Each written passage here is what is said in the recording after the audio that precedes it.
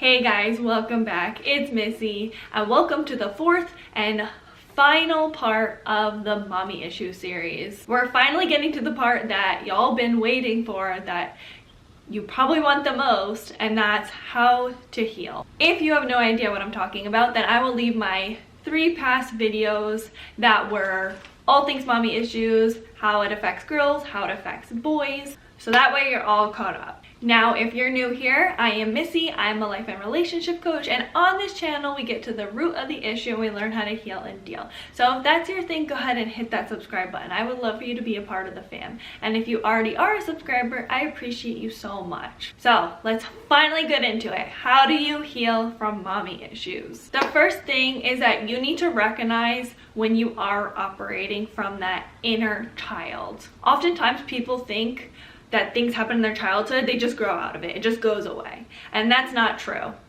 It just becomes a wound inside of us that comes out when we are triggered.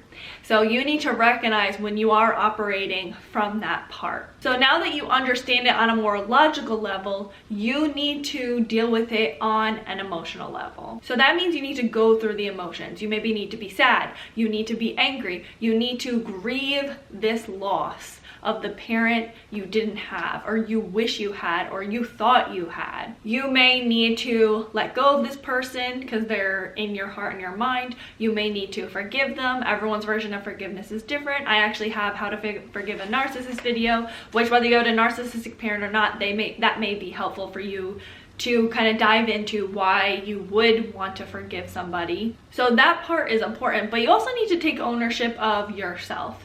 It wasn't your fault what happened in the past and what your parents had did, but what's going on now, that's all up to you. How you're dealing with this pain is all up to you. So now you need to do something about it. So that means recognizing when you are operating from the inner child. Maybe you're acting out of anger. Maybe you notice you're being a little bit manipulative. Maybe you notice you're being disrespectful. Maybe you notice you're getting disrespected. Maybe you notice that you're working based off of shame and fear or worthlessness. Whatever it is, you need to recognize that. Then you need to be able to work through that. So that means giving your inner child what it needs. Maybe you need some comforting. Maybe you need some pep talk. You need parenting language. Maybe you need to celebrate your little achievements. Maybe you need to get in touch with your imagination because your mom never let you play and you had to be an adult at a young age. You need to be able to identify your wounds and then give yourself those things to heal those wounds. So that means rewriting that not enough story to feeling enough, to being able to validate yourself, to be able to reassure yourself and not look for the approval or everyone else's reassurance.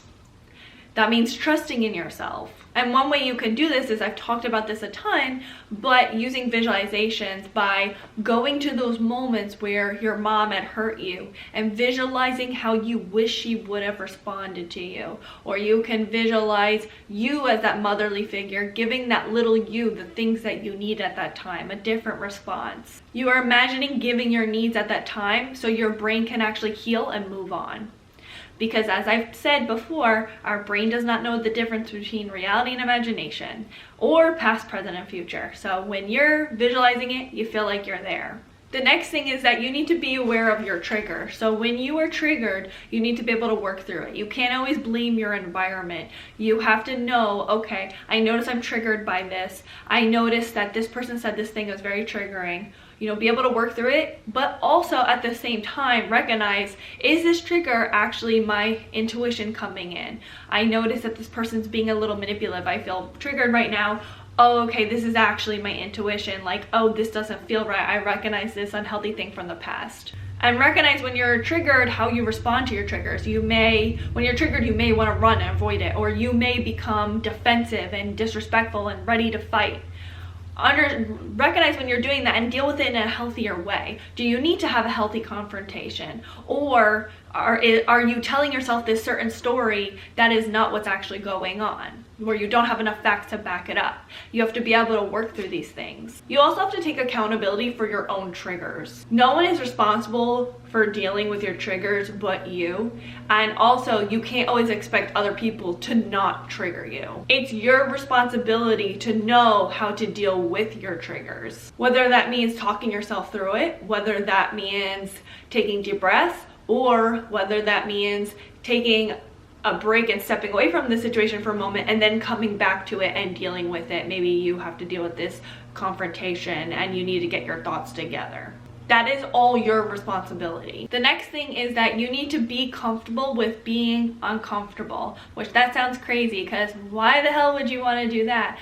But you can't have moments of joy or be actually okay until you're comfortable with negative things or being uncomfortable. So vulnerabilities, that's something that makes you uncomfortable, but you have to be okay with it, because if you don't share those vulnerabilities or be vulnerable, you're never going to be able to genuinely connect with people, and then you'll always feel like a need is not being fulfilled, or you'll never be okay with working through these tough things like setting boundaries or saying no to others or not giving into your guilt. It's okay to be uncomfortable. You have the ability to work through it now. You have that nurturing side. I have a ton of videos on how to nurture yourself. You just have to be able to just sit there and be like, okay, I'm uncomfortable right now. It's okay to be uncomfortable, because a lot of us may feel like, uh-oh, danger, don't be uncomfortable, this isn't allowed.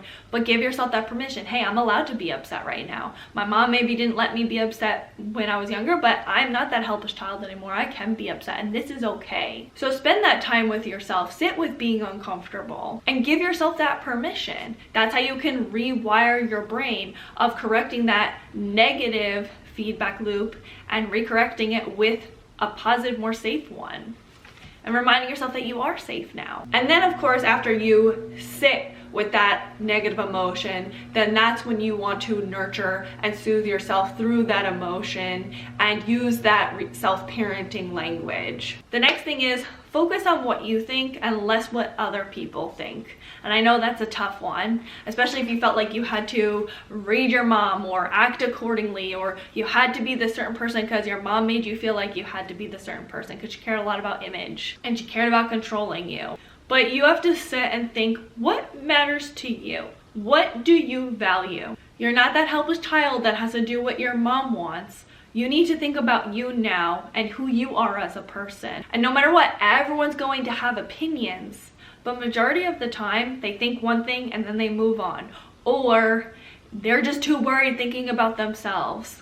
They're thinking about themselves the same way that you're thinking about yourself. So think of it this way: you can spend your life always making yourself a chameleon where you're what everyone else wants, or you can spend your life enjoying yourself and doing what you want and not allowing other people to be in your head. So if you notice your mind always goes to, oh, I wonder what this person's gonna say, or I wonder what this person's thinking, go back to, I care what I think, I don't care what they're thinking, and I can never know, I cannot read their mind. And the last thing that can be super hard to a lot of people is ask for your needs. You need to give yourself that permission that it is okay to need things and to ask for them. It is okay to ask others for help. It is okay to be vulnerable. It is okay to ask for a hug. It is okay to have downtime and relax. It's okay to be lazy. It's okay to not be perfect. All of these things are okay.